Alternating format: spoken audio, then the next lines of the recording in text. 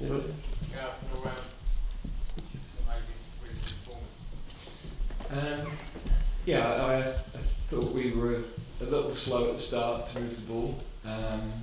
There was a period at the beginning of the second half where we lost a bit of tactical discipline and conceded chances that on another night would be punished.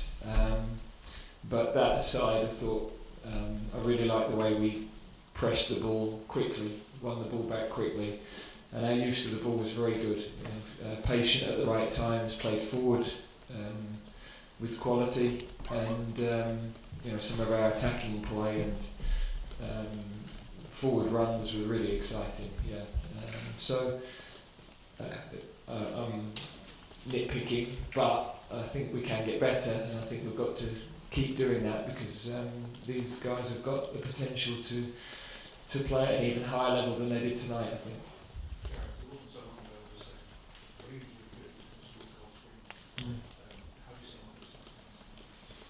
Well, I saw what I've seen all week from him, so it didn't surprise me the level he hit.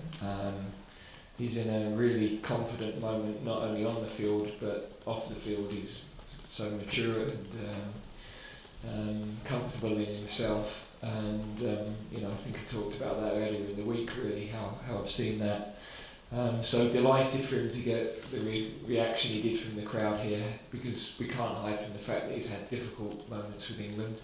And he's turned that full circle, and I also think the goals in Spain were an important moment for him. You could see the release that had brought, his finishes there and tonight were finishes that he was just taking on without thinking too much, and at times you could have almost seen the thought process in the past, but he's hungry for those goals. I know he's spoken about that before, of how he's added that incentive to his game. And I thought he was devastating tonight. Okay, Darren Lewis. Darren, which one using the mic? Cheers. Gareth, it was a very poignant message on his shirt. I don't know if you know the message behind it, something passed away. Would it be a shame if he were punished according to the UEFA rules on the basis of that? Yeah, I don't know. I wasn't really aware of what the message was, and I don't really know what the ruling is either. So, difficult for me to comment without knowing that. Sure. Just as far as he is concerned, do you think now that he's taken on that role of assuming responsibility now? Yeah, I mean we've I put him into the leadership group now that we have.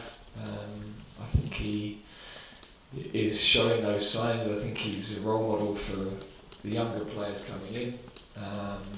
He's really focused on his training and his preparation, and I think he's enjoyed that extra responsibility as well, and that shone through on the pitch. So really special night for him. I just hope he gets the deflection. I don't know what the ruling on that will be, but really, really pleased for him. Sorry, Dave, let's use the mic. That's okay. The benefit of the broadcasters. So, Gareth, what did you make of Declan Rice? Were you tempted to bring him on earlier when Dyer went off? And how good generally is it to bring debutants into an environment like this one as compared to what it has been in the past?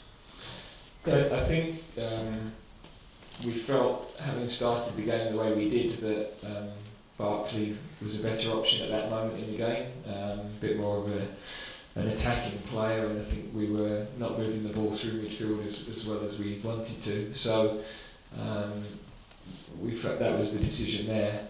Then 60 minutes was in our mind for Delhi. He hasn't had a lot of football, and I thought we'd lost a bit of shape and a bit of tactical discipline in midfield. So it was 2-0 when we were going to make that change, but the third goal meant he could enjoy it and breathe a little bit more when he went in. So it was a perfect game for him to come into, really, at that point. And similarly with Callum, I think he had an opportunity then to go and play with the freedom that he's shown all week, and I thought he displayed that. Again, he'll be another player that maybe a lot of people at home watching won't have seen so much of, and I'm sure they'll have seen things that excited them. Gareth, if considering that you might not call up anyone for Eric Dyer's replacement, is Rice ready to start in Montenegro? Yeah, I think we've got some good options to play players in different positions. So our intention at the moment is to go with the squad we've got. But we need to just check on the rest of the players over the next day or so, just to make sure that there's no other issues. Okay, sorry, Sam, I need you to use the mic. If you come across. Well, the question was, what was the injury? Is that, yeah. Yep. Save the. So it just a bit of a problem around the hip area. So yeah, he's not going to be right for Monday. Best that he gets back to the club now. Gareth, you've got a short turnaround with the Montenegro game. Firstly, what are you expecting from them? And secondly, are you going to have to rotate the starting lineup given the turnaround? Yeah, I think we've got to find a balance of freshness and continuity. So that's been in our mind most of the week. Need to have a look at their game from tonight just to finalise what we expect. But we know we've been there twice before and not managed to beat them. So it will be an intense environment, completely different sort of challenge to tonight, and a good one for us because we've got to be able to adapt to these different situations and make sure that we can show our quality in different environments, really. Gareth, you've obviously seen Jadon Sancho at this level before, but it was a big occasion starting a first competitive game for the other two debutants as well. How impressed have you been with their maturity so far? Yeah, I think the rest of the players make it an environment where they can come in and be themselves. They don't feel inhibited around the camp, and so they don't feel inhibited on the pitch. And you could see that by the way they played. So yeah, I thought Jadon really good contribution for the first goal. A bit of a mixture outside of that, but that's wing players. You know, we're asking them to try things. We're asking our attacking players to take players on, and as the coach, you have to accept that they'll fail a number of times, but then the times they succeed will create chances and will create goals. So yeah, to finish with two young wingers as we did, I think was really exciting, and again was only what we'd seen during training this week. Your whole tenure has been marked by bold decisions, even going back to the sort of Rooney and Joe Hart decisions. When you are thinking about blooding players like Hudson-Odoi and Sancho, how much sort of, I don't know, how much deliberation is there? Like, how much thought are you putting into that before you make that call to actually commit to a competitive international game?